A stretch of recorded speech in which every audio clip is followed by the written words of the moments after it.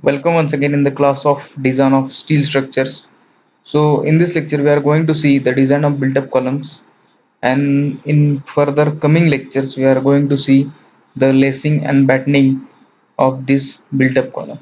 I am Mr. Sisogule, Assistant Professor, Civil Engineering Department. Now, built-up columns or latticed columns.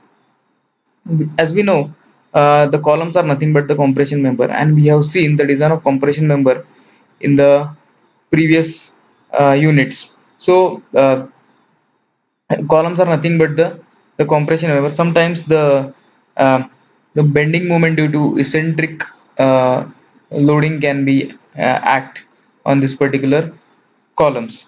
So analysis of that also we are going to see in coming lectures.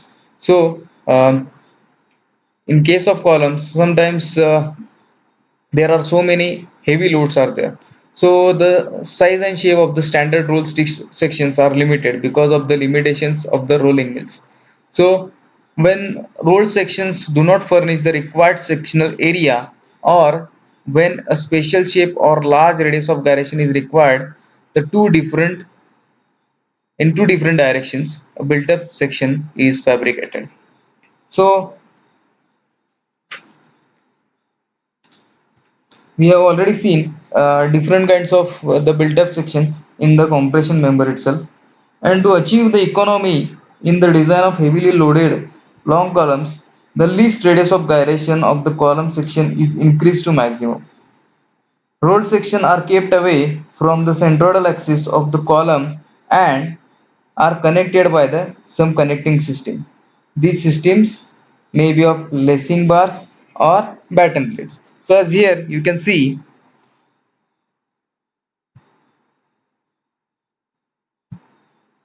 these are the tie plates, sometimes made called as battens also, and this is the lacing system. It looks like lace, that's why it's called as a lacing system. And these are the main compression members. So you can see these are the channels face to face, and these are channel back to back. So as requirement of the radius of gyration, that is large radius of gyration to avoid the buckling. So we are going to provide these kind of shapes. So here also these are the batten system. These are again channel back to back, and this is one four angles are there, and those are acting equal as the columns, and these are connected by the lacing system also. Now the design of lattice column. So the following things has to be considered in design of lattice column. So the buckling of column as a whole under axial load. So I can see this is the buckling.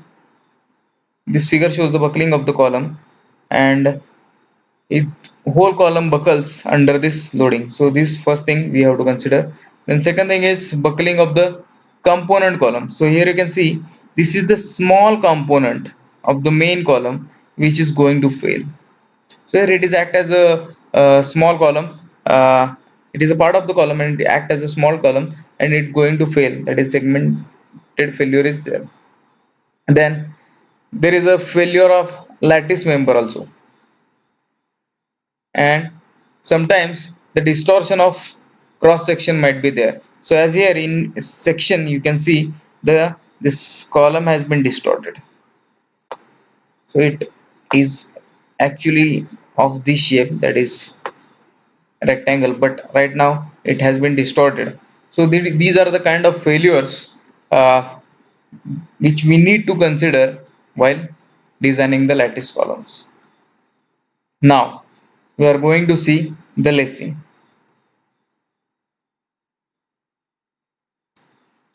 So what is lacing? As we have seen, these kind of uh, lattice connections, when done to column, keep the column or the members of the components of the column in place. So this is called as a lacing system.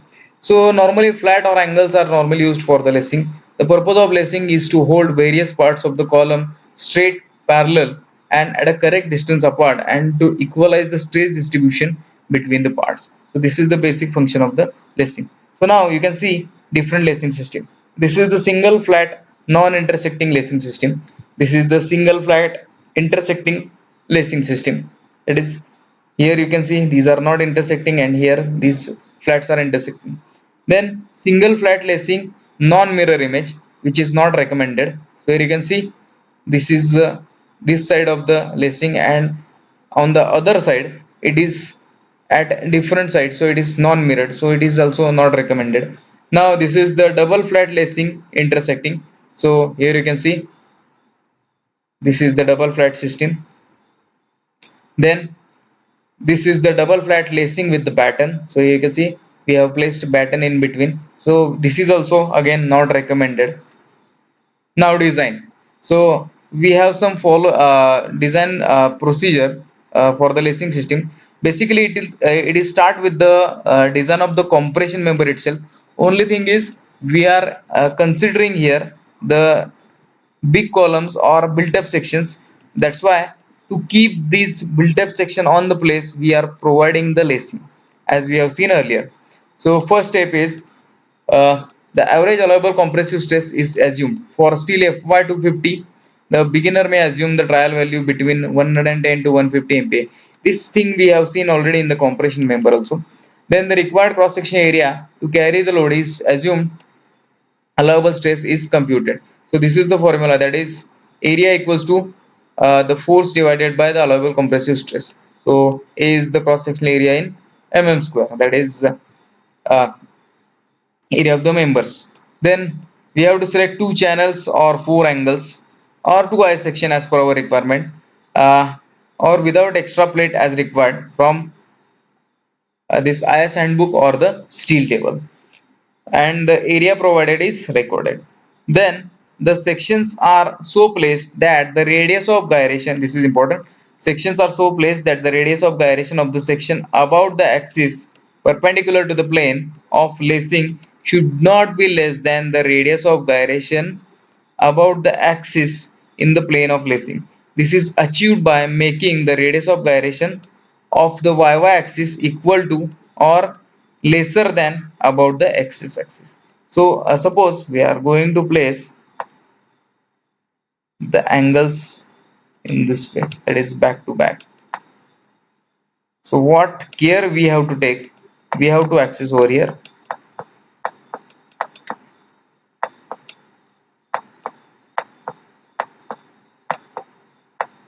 So the lacing is in this plane. So we have to take care that the both radius of gyration in this y also and this x also should be same. That care we have to take. Then the effective length of the column is estimated and the slenderness ratio is determined. So how to calculate the effective length? That we have learned in compression member. We have the table in IS code 8 IS 800 1984, and that way we can calculate the effective length. Now, for the estimated value of the slenderness ratio, the maximum allowable compressive stress sigma s is computed from table from the IS 800 1984. The load carrying capacity of the member is computed, and it should be more than the load coming over the section. So the load carrying capacity, that is sigma AC into A, should be greater than the coming value, that is load coming on the member, that is P. The angle of inclination theta of the lacing bar with the longitudinal axis of the component member should be kept between 40 to 70 degree as per the IS specifications. Then the maximum spacing of the lacing bar C, as here you can see, we have already seen this C distance is there, this C distance spacing of lacing bar should be such that the minimum slenderness ratio of the component member, that is the small component, that is the small component, this is the small component,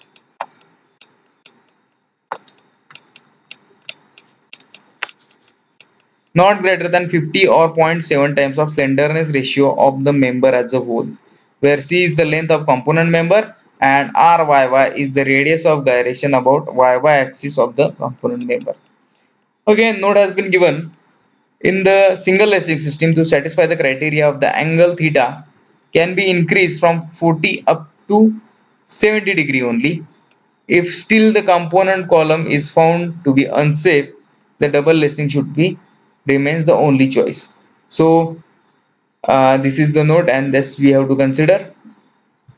Then the lacing for a compression member should be proportion to resist a total transverse shear V, which is equal to 2.5% of the axial force of the member. So again, we have to consider this 2.5% of the axial force which act as a shear, transverse shear, that is V, in this particular these members, that is in lacings. This shear V divided equally in all parallel planes N in which there are shear resisting elements such as lacing or continuous plates. Hence, V by N is the transverse force to which the lacing is subjected. So as here you can see, we have two planes over here. If you see from the top, member is like this. These are the two channels back to back like this, and we have provided glazing on this space and also on this space.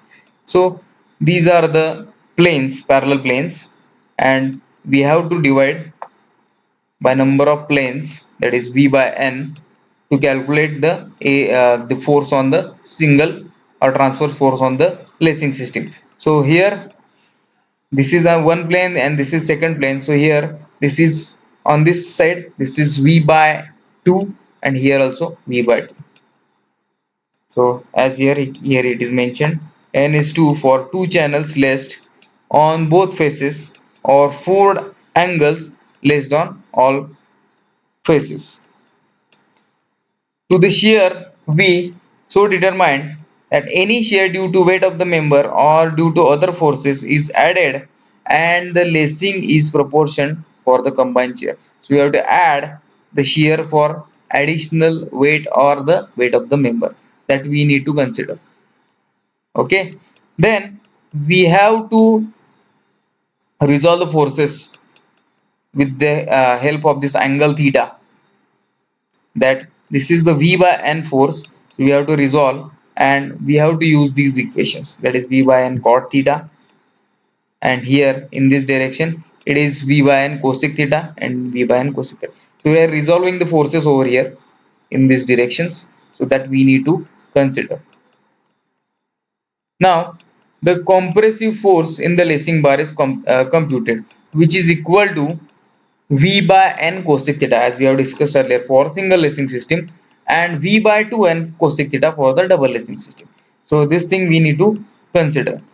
The section of the lacing flat is initially assumed and then check for the safety. So for this force we have to check the section. Then width. First of all, the diameter of rivet is assumed. Depending upon the flat width is selected from this table number 4.5. So here you can see the nominal diameter of the rivet in mm has been given, that is 16, 18, 20, 22, and for that width of lacing has been given, that is 50, 55, 60 and 65. So this thing we need to consider. So as you can see here, this is the IS code, and on page number 50 the same table has been given over here. So you can see nominal diameter of the rivet and here width of the lacing bar has been given. So in this uh, chapter number or section 5, the details of this lacing and battening has been given. So you can see all the instruction here. Also that stress has been mentioned over here, that is this at least 2.5% of the axial force we need to consider. So all these things has been given over here. We'll see one by one again. Then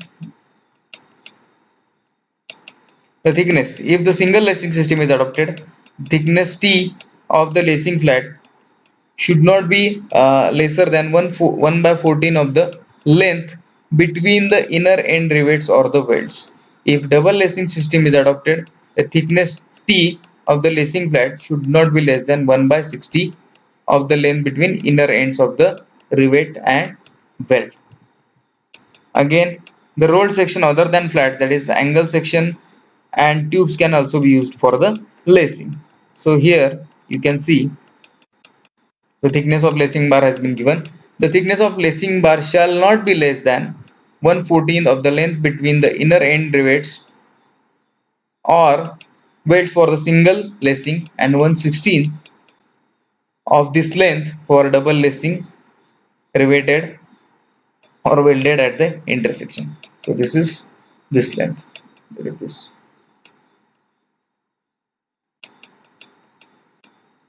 Now the angle of inclination, as we have discussed, lacing bar, whether double or single system, shall be inclined at angle not less than 40 degree, not more than 70 degree to the axis of the member. So this thing we have seen already. Now the minimum radius of gyration for the lacing flat is computed. That is R equals to T by under root 12. The slenderness ratio of the lacing bar is computed, which should be less than 145, and in riveted construction, the effective length of the lacing bar is the length between inner end rivets for the lacing system and 0.7 times of the distance for the double lacing system. In welded construction, the effective length of the lacing bar is 0.7 times of the distance between inner ends of the welds connecting the lacing bar of the member.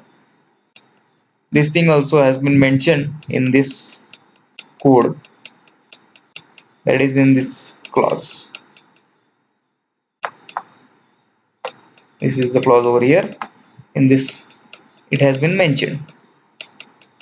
Then the compressive strength of the lacing flat is computed for the calculated value of the slenderness ratio of the lacing flat. This should not be more than the force on the flat.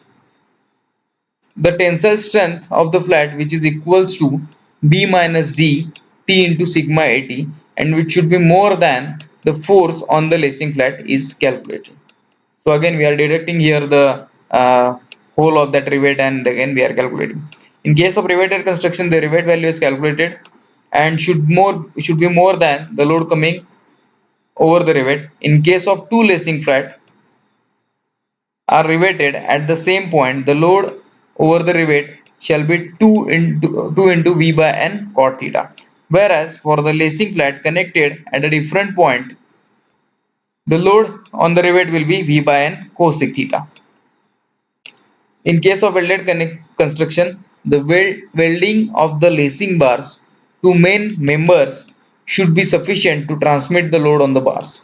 The welding should be provided along each side of the lacing bar for full length of the lap. The overlap of lacing bar should not be less than 4 times of the thickness of the bar or member, whichever is less.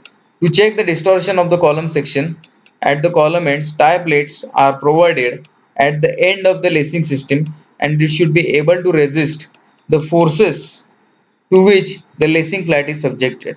The tie plate is designed as a batten plate. So this thing we need to consider. Uh, for this step number 17, 18, the connection has been designed over here. So in our particular syllabus, or as per our syllabus, we are not considering these things over here. Up to 15, this thing or our syllabus will be considered.